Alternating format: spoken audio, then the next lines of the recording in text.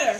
Yes, yes. Addressed to the person that has hurt me the most in my life. And although I could write to someone else, I figured I should start with you. I've been contemplating a conversation with you for some time now, but I'm not sure I believe it to be worth it. I mean, what exactly would it change? I often think about the day you are called home and wonder if my feelings would change, feeling placeless in a world that you created without me.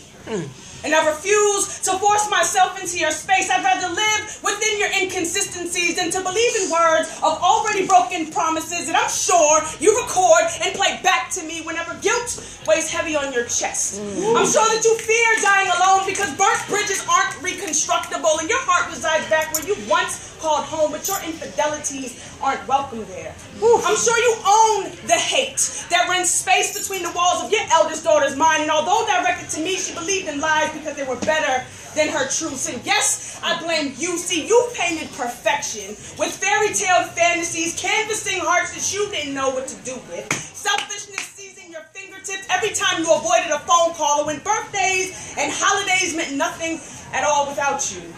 Tears have dried without you, and I have grown accustomed to your absence. I'd rather not compete with the many women that have filled your voids like blankets laying across your bedroom sheets that always end up sweeping the insecurities that lie dormant on your bedroom floor. These women keep you grounded. See, these women always knew how to capture your attention while you paid for time that you claimed you couldn't afford for us.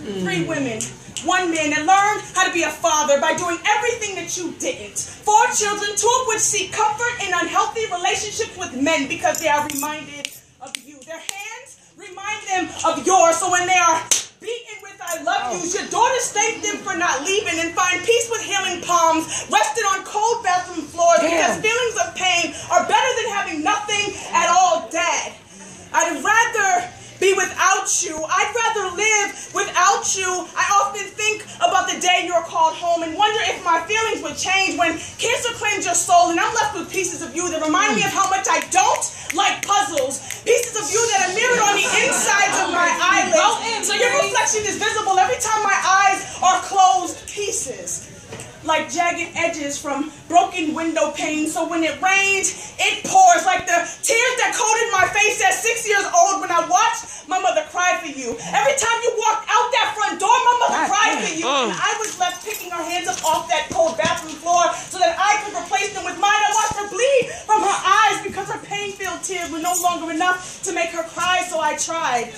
ripping the flesh of my own palms together, pieces, attempting to mend that glass frame so my mother could see her own reflection again, pieces that left scars on my wrist that once bled from abandonment. Dad, I'd rather be without you. I'd rather live without you. And although time heals all wounds, I stopped watching the clock a long time ago. I stopped staring out of window panes, anticipating your arrival because, Dad, I'd rather be without you. I'd rather live without you, but sometimes I just wish you would come back home.